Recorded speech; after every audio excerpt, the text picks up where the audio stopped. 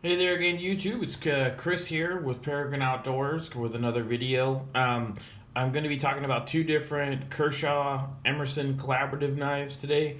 I actually, this is going to be kind of the start of a longer series of unboxing and then eventual EDC testing videos. So I got these knives, and I didn't necessarily intend to do unboxings with them just because I actually got them at my place of employment, and I just immediately started using them as my regular EDC knives, and so there was not really any unboxing to be done. And so what I was going to do originally was just to do an EDC comparison between these two knives. So I'm going to go through a little introduction. This one, sorry, I'm not super adept with these discs quite yet. I'm still getting used to using these.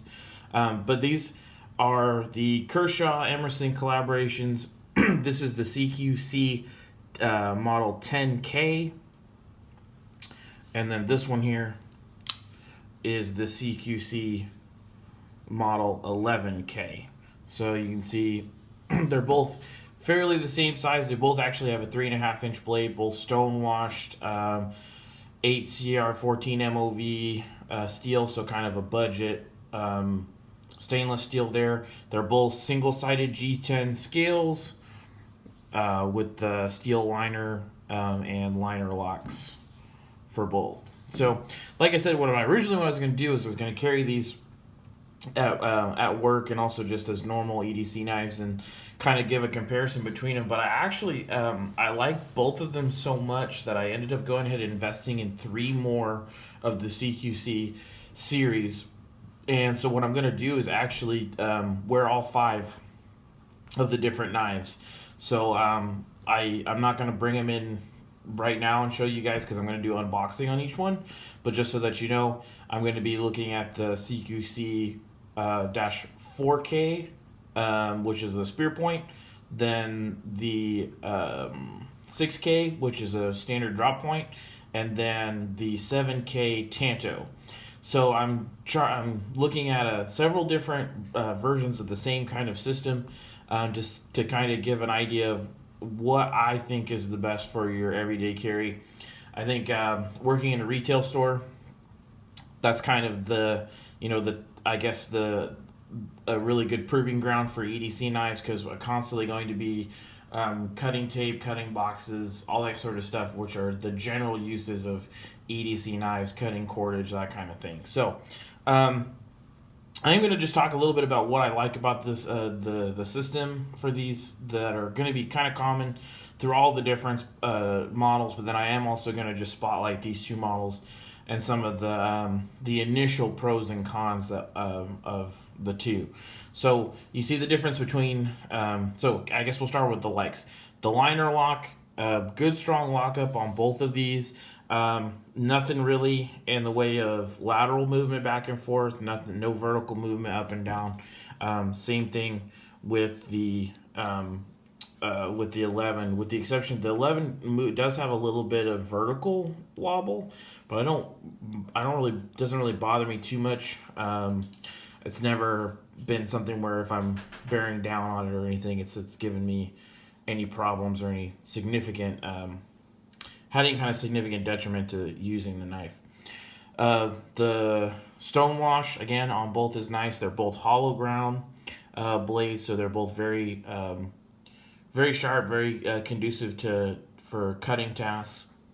But the blade geometry is very obviously different. So the 10K obviously has the more classic, almost buck style clip point, and then the 11 also has a clip style point, but has a much more pronounced belly in the knife, which one would think would make it more suited for slicing and cutting tasks like that, whereas this with the more acute point is going to be better for stabbing or getting in between things and stuff like that. And then also, but maybe not have quite as good as a slicer. So those are some thoughts. Actually, not my first tip up carry knives, but first tip up carry knives that I've carried consistently, and I'm actually really starting to like that.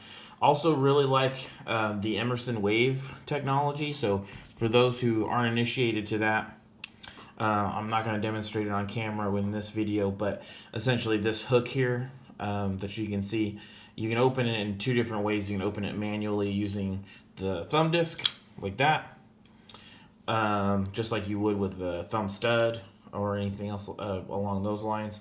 Or you can open it, you can do a direct deployment from your pocket using this little hook that is on the spine of the blade. So you essentially, when you pull it out of your pant pocket, say my finger here is the line of your pant, you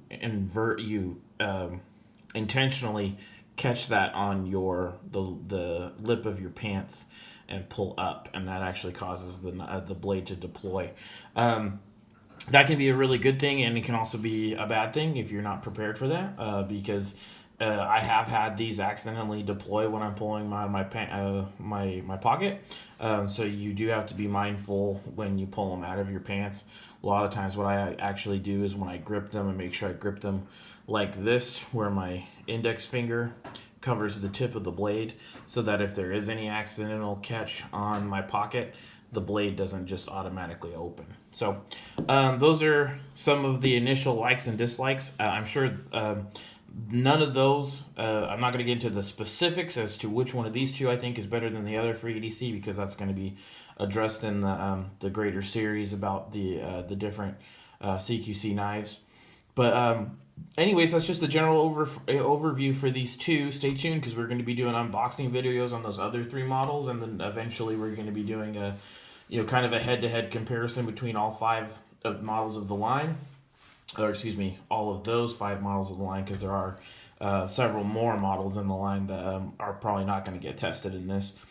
And then we'll kind of discuss what I think at least is the best amongst them. So again, thanks for watching another episode of Peregrine Outdoors. As usual, we appreciate it if you go ahead and like, subscribe, share the video with your friends and family. And hit that notification button so that you know when new content is being made. Also, new is that Peregrine Outdoors actually has a Facebook page. So if you go over to Facebook and search for Peregrine Outdoors, you can find us there. I'll be linking all of our regular uploads to Facebook as well. And also, if there's any kind of interesting news stories, pictures, anything like that, we're going to also be trying to kind of update that page with that as well. So again, take advantage of all those different things, and thanks again for watching another episode. We'll see you next time on Peregrine Outdoors.